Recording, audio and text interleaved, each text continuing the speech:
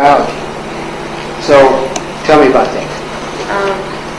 I took this semester of biology that's needed, or year of biology that was needed, and I'm still not sure on a lot of different things. She just kind of gave you a grade and had you read stuff, and that didn't really connect with me. Just reading it out of the book, it did stick.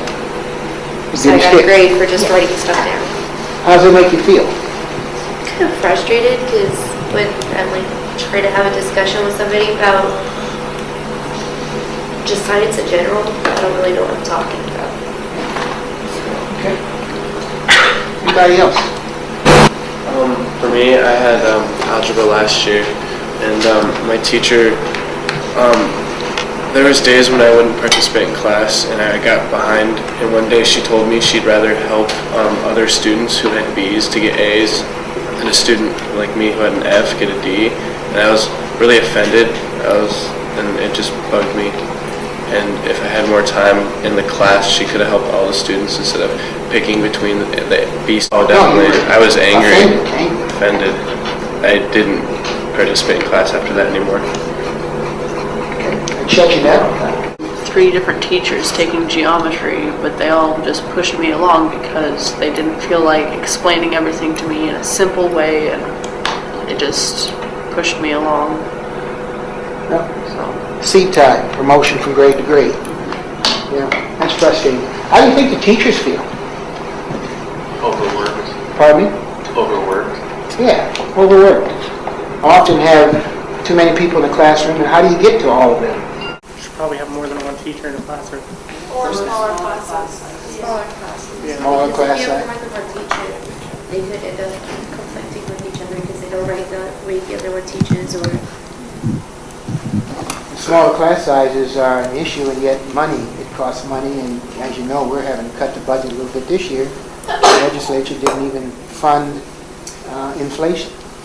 So, yes. What I've seen often is teachers teaching the kids in the class that don't necessarily understand the material right away, and the kids that ask questions and try to seek out more knowledge on the subject don't get taught because the teachers are worrying about having all their kids pass versus their advanced students pursuing.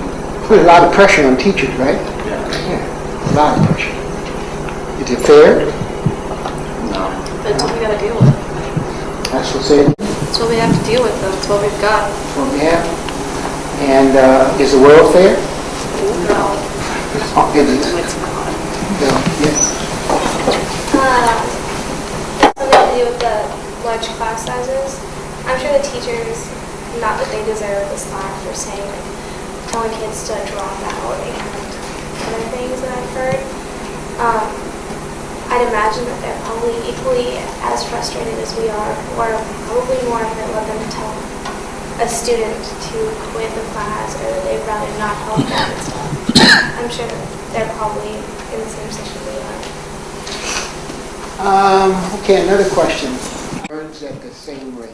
Oh, that was somebody want to raise their hand and tell me what your thoughts are about that? Kind of goes off the 5 principles of learning. People learn in different ways, and it takes them longer. Me and my sister, for example, my sister is very, she has to read directions and she has to hear somebody explain it to me. It's kind of like, show me a picture or let me figure it out and I can learn.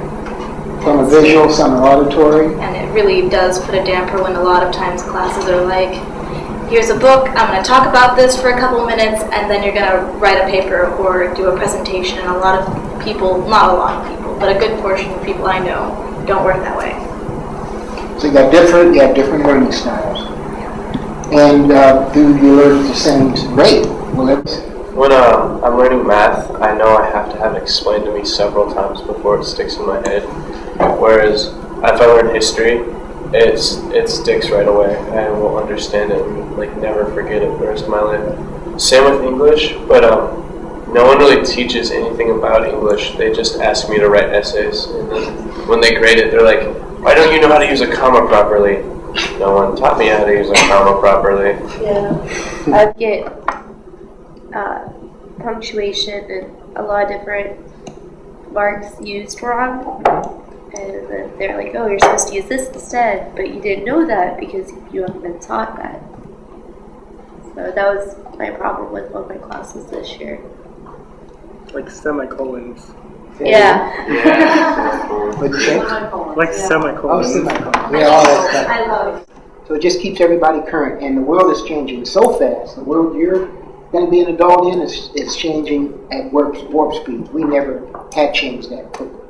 So your thing is being prepared to plan for what's coming at you, because none of us will ever be able to prepare you for it. You can plan for it. That's why the better your skills are, the more employability skills and academic skills you have, then you can adjust to whatever comes at you. So, everybody doesn't learn at the same rate. Does anybody else agree or disagree with that? Agree. How many disagree? I think we all learn at the same rate. Right, it's no different. If we drew a starting line here and put everybody here and ran 100 yards, would everybody get down there at the same time? No. No. We have different abilities. And there's nothing wrong with it. Is there anything wrong with that? You might be, what are you very good at? Music. Music. What are you very good at? Yes. Writing. Okay. What are you very good at? What's my very what? Good at. Something you do well.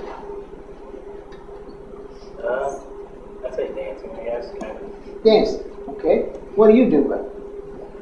Sports, I guess. Sports. Okay. What do you do well? Computers. So we're all different, aren't we? So we just established we don't learn at the same pace, but we start school at the same time. We're all supposed to finish at the same time. Does that make sense? No. Does not make sense. So here's the difficult question. All right. So if you work with us to help us change this system, would you be okay if some of your friends graduated and you need another semester to make sure you got the material? Would you be okay with that? Yeah, I'd feel a little rushed though. If you had more time? Well, no, like if a friend graduated before you and Yeah. because you took a little bit longer, I feel maybe a little bit rushed. You would feel rushed. Would you feel left behind? Yes, definitely. You think over time you get used to it? Yeah, get used to it. Anybody else have any thoughts?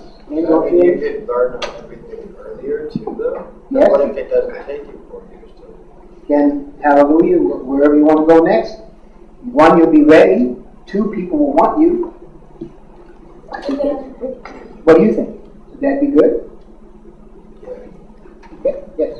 Say if somebody's ready to graduate and scholarship programs are arranged so that the person needs to be in high school for 4 years, and then all their friends graduate beforehand because they have 4 years of college paid for by family members or whatever else.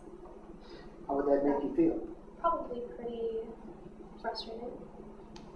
How would feeling frustrated compare to being able to graduate whenever you graduate, totally ready?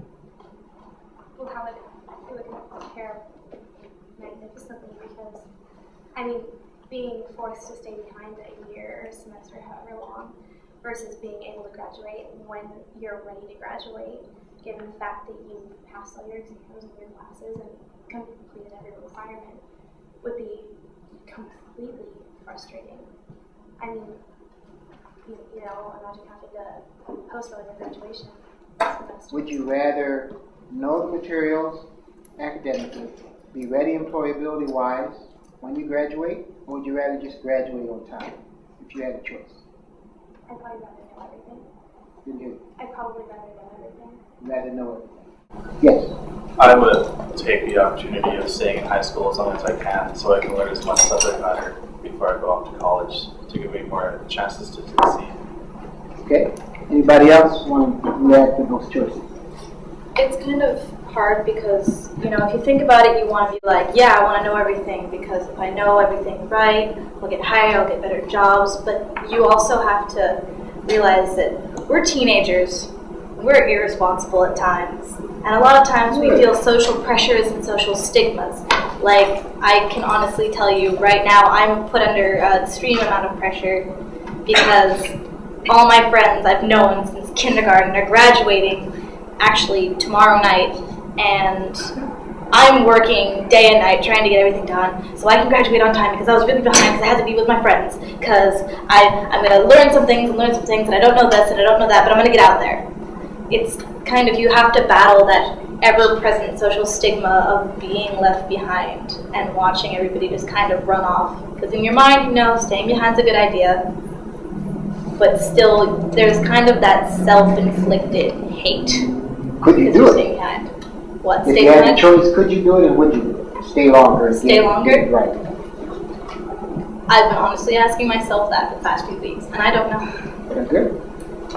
Anybody else? My reaction is I'd rather have my cake and eat it too. I would like to graduate on time knowing everything that I need to know. Because, like she said, there's that social pressure that you have to graduate on time or you're disgraced or you're getting left behind by your friends. Or you just get looked down upon if you graduate a year later, if you're a super senior. You think you get looked down upon? There's some families that do.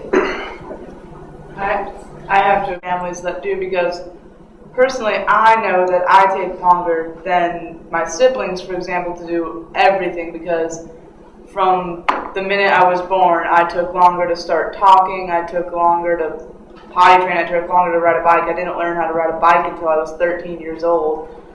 I know I take longer to do everything, including learn, so I know personally that for me, staying in high school longer would be the smarter choice. But every time my mom talked to me about my grades, what the expression she would use is, do you want to get put back in school? And so I'm like, well, kind of I do, but I don't want my mom to hate me. Decades. This is what everybody has in their mind is the way it ought to be. You start in kindergarten, you finish in 12th grade. Your parents have it, their parents had it, parents before them have it, you have it, your kids down the road will have it unless we work to change the system so that you don't feel that way. Yes? So, with saying like allowing kids to stay longer, where they could, instead of 4 years in high school, they could have like 6 years in high school. If it's necessary.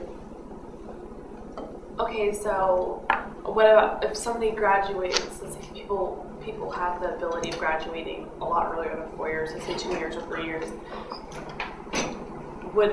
How would that? What would be the requirement, the amount of years you have to stay if you guys are going to extend the amount of years? Like right now it's 4 years, and in order to get a full, like be able to be a capable UA scholar, you have to be in high school for 4 years. I'm suggesting why. If you can do it in 2 or 3, why can't you go? If you've got essentially around 80%, and I say 80%, that's not an A, that's kind of a low B, but it says I get this stuff. I may not be the best at it. Remember we already said, I may not be the fastest either, that's okay. And I have employability skills.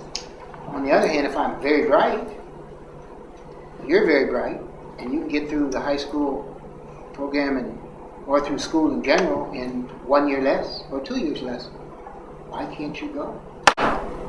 Do you know why certain standards are set that way? You can go all the way back to when education began in this country during the industrial age, and even before in the Latin schools in the 1800s. Initially, we tried to educate. Your education was for the advantaged, initially. Not everybody. Ain't worried about everybody. Then the industrial age started, and we started to make sure everybody had a certain level of education because we needed to work in our factories and be able to follow directions, read directions, that sort of thing. Special education kids, we left them at home. So each decade, these things kind of changed, and in the 60s, 94, 182 came about, where you don't leave students with handicaps at home, you get them in school. And so we've really only been tending to trying to educate everybody. So not a whole lot of years. But compared to the rest of the world, most of the rest of the world, we're way ahead in terms of making sure that everybody gets an education. See, the bottom line is when you're out, well, I'm going to ask a couple teachers what they think, so I'm kind of giving you a heads up. We want you to be the best you can be. And a lot of times you don't quite understand why I have to learn this stuff. Well, it's all so that when you go out there, you can make choices whether you want to go to college, get a job, go to the military, or get a career, start a career track. That's all. And then to be very honest, one day we're going to be retired, and if you folks aren't really able to work those jobs and make money and pay taxes, then our Social Security checks and pensions aren't supported. So one generation takes care of the others. That's how it works. We do a good job for you, you do a good job for your children, and so on and so on. But you're not able to do a good job if you're not prepared. And if we rushed you to be prepared, anybody ever seen Over the Greek? It's a movie. And he saw this beautiful butterfly. And so he picked it up, and the cocoon was starting to open. But it wasn't quite ready to open. So he blew on it. And the cocoon opened up. And the butterfly struggled and then died in his hand. Why? The butterfly wasn't ready to be born. It needed more time. By rushing the butterfly, he killed it. And he said, oh my God, I now understand that everything and everyone has its time.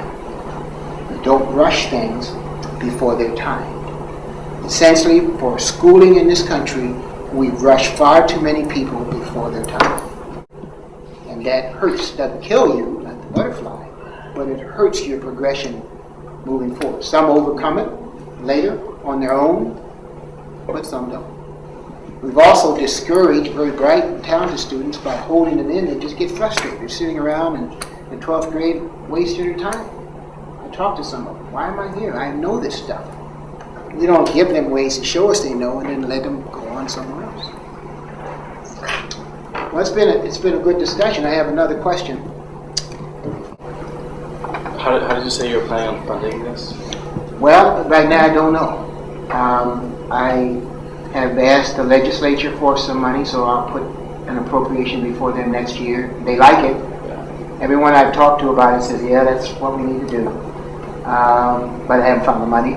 I'm going to approach some foundations to see if they're willing to help us with some research, some money for the research and the time it's going to take to plan it properly.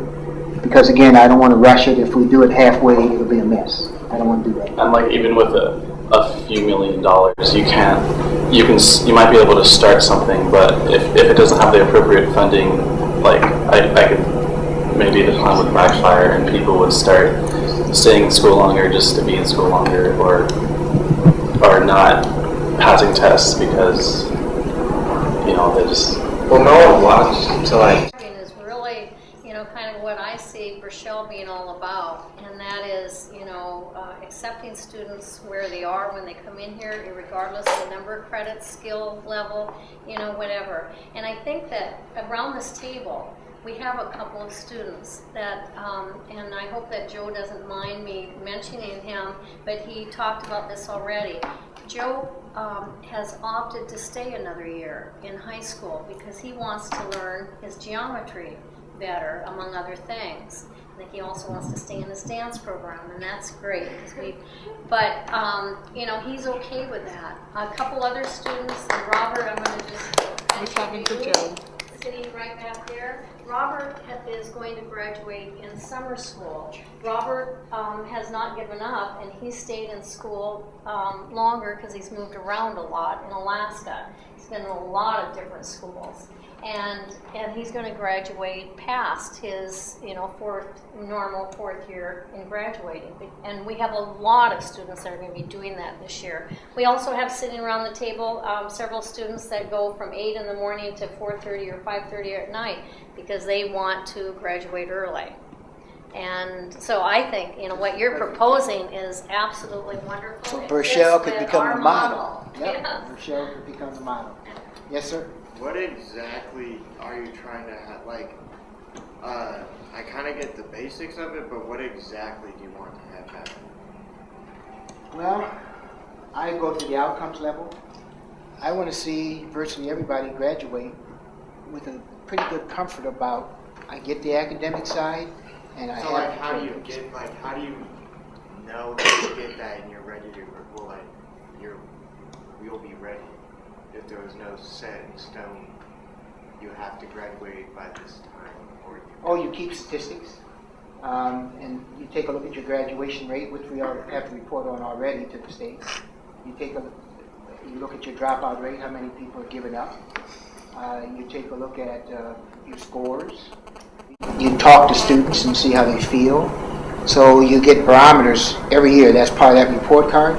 Those are barometers. How are you doing? So you get checkpoints all along the way. if you know the things. If you know the things, that'll be clear. Like we could give you a CLEP test, CLP, and you say, I already know it. I know algebra. Oh, really? Yeah, I don't need this. Okay, take this exam.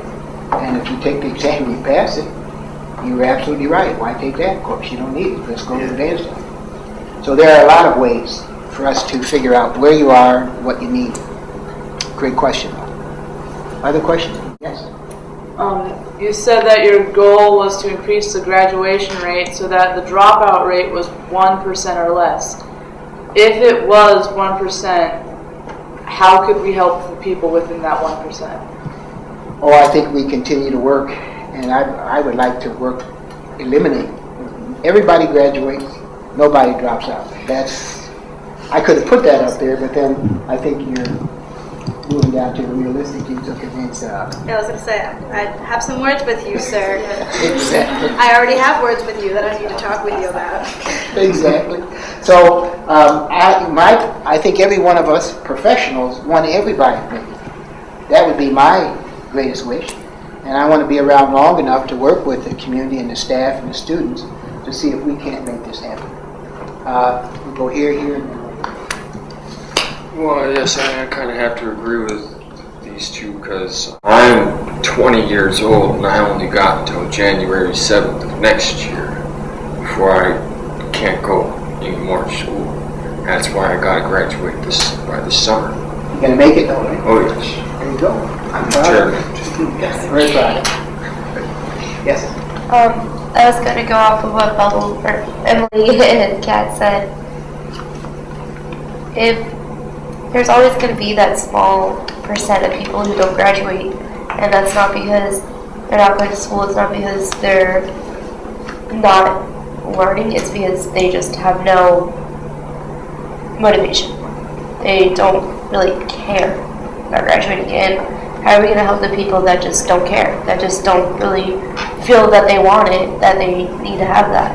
Yeah, because most people know the things, they just don't do it. Because I was like that. Because, for one, they lack motivation. Well, it's like that. Imagine this. Imagine if from the time you walked into kindergarten, you had success. And when you moved to first grade or whatever, you had success. And it took maybe a little longer, maybe you spent a little extra time finishing first grade work, but when you got to second grade, you had success. Success breeds success. All students can learn. Success breeds success.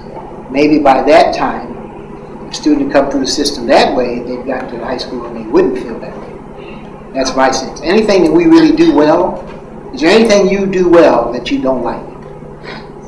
Very little. When you know you do something well, it gives you confidence. Every time you go to it, it gives you joy. And so that's something you do continue to do. If school were successful and joyous, maybe you wouldn't feel that way.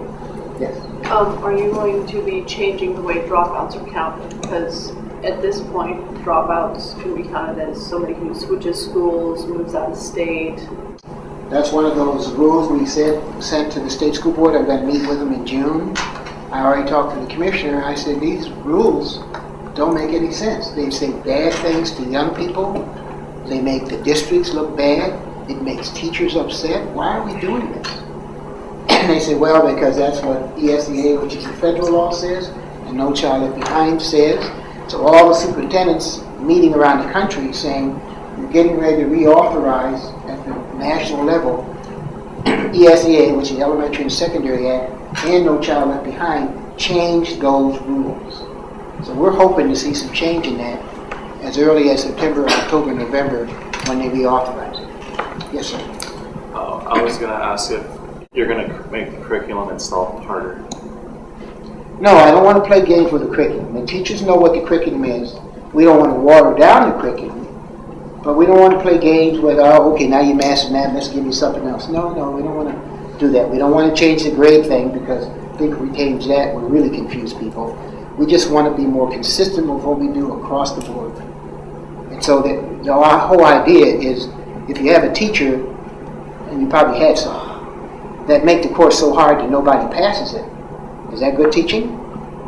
No. So your goal is to standardize general success? Yes. So everybody knows the rules of the game. There's nothing, ever played a game where you didn't know the rules? How did you do? Terrible. Right. But if you knew the rules, just tell me the rules, I get the rules, okay, I'll play by the rules, I have more success. When the game is, you call this a game. There are rules here. And everywhere you go, there's going to be rules. How quickly do you figure the rules out, and how quickly do you adapt to the rules? One more question that I want to do. Excuse me. Yes. I would suggest removing the 4-year standard. Get rid of the freshman, sophomore, junior, and senior, and allow people to stay until they are able to go out in the world, until they're prepared. Some of the public may be outraged, saying, no, that's not right. They should be graduating by now. But we must remember that the key to acceptance is exposure. I'll say it. One more, and then I want to talk to a couple of teachers. Can you guys get chairs and join us? Sure. Yes. Oh, mine was mainly about, actually, sorry for backtracking. Back to the dropout rate. It might be a little off question. Just real fast, what is the dropout rate right now? Okay, let her finish and then I'll come back. That was actually part of. Was that it? I was rolling that into a big question about the dropout. Sorry. Oh no, it's fine, perfectly fine. I talk too much as it is. About the dropout, like right now in the Valley, is there any way that you guys obviously have a way of knowing why they're dropping out? I hope, like you'd know that. Okay, so this % of people dropped out because they just were like done.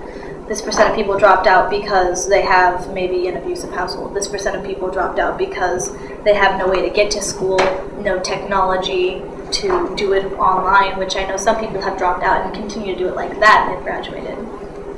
But is there any way that you guys can change that? If there could be a program kind of meshed into this one, maybe later on, kind of like a tumor-like status that could aid the kids that are part of that dropout rate that you're trying to reduce to help them? Yes, we do a lot. We can do more. Unfortunately, what we're doing a lot towards are careers that we've mashed through the system that got broken along the way. So if we can stop doing that, stop breaking confidence, continue to help kids feel successful every step of the way, then we'll have less of that. The current dropout rate, the way the state computes it, you start in the 9th grade, you graduate in the 12th grade. Our dropout rate here in Massachusetts is 5%. That means 5% of the students who start 9th grade do not finish the 12th grade. Our graduation rate, which is a different number, is only 70%. That means 30% of the students in this district are not graduating. Is that because of time? They're behind on credits, or because they dropped out? A combination of factors. They had issues in their family life. They gave up. They got too far behind. They figured they couldn't make it. We've gone out and interviewed them. And sometimes our graduation requirements in Detroit, as an example, our dropout rate was, when I got there, 50%. 50% of the kids were dropping out. So we went and talked to them and said, well, why? And they said, well, we need 25 credits to graduate. Well, here it's 21 or 22. And I missed a couple classes in the 9th grade. There's no way I can make it up. I give up. So we were pushing them out to do it. We dropped the graduation requirements because Detroit had the highest graduation requirements in the state. What kind of sense does that make? It didn't make any sense. So that was those. The skills, that's what, we all should be about. And allowing them to graduate early if they have the skills, celebrating and allowing them to stay in school longer to get the skills and get the credits to graduate. We should all be doing that too. Well, I think one thing I wanted to mention is you guys are going to be tomorrow's leaders. And what we're talking about here is a cultural shift. It's not just what district administration does or the teachers. We have to affect the community as a whole. And to a certain degree, that's going to be up to you down the road, because you're going to be tomorrow's parents, or you're going to be at least the adults there making decisions and voting for our representatives and things like that. So if you come into your adult life, respecting education and can help other people see that, then we can affect a big change. There's a lot of I think, unfortunately, mistrust and lack of support for education in our culture. I've had the rich experience of working abroad, taught in Japan and in Russia, and one of the biggest things I saw there was a deep reverence for education. The families really support education, whatever it takes. And I know we need that in America. That's one of the reasons I think we've started to slip, is we don't have that common goal of everybody getting a good education, learning those basics and applying them. So, Dr. Burnley's asking for your help. I think that's part of it. It's what you can do to help affect that respect for education now, but also down the road. I love what you said about it's a cultural change. What did you mean by that? That it has to be pandemic. It has to be our entire world, all of our adults, not just the established, culture of school, but out in the community, so that even people that don't have children, realize that there are huge costs to kids dropping out. You might save some money, by not funding certain aspects of education, but what's the real cost when you do that? And I think that's something that's greatly overlooked.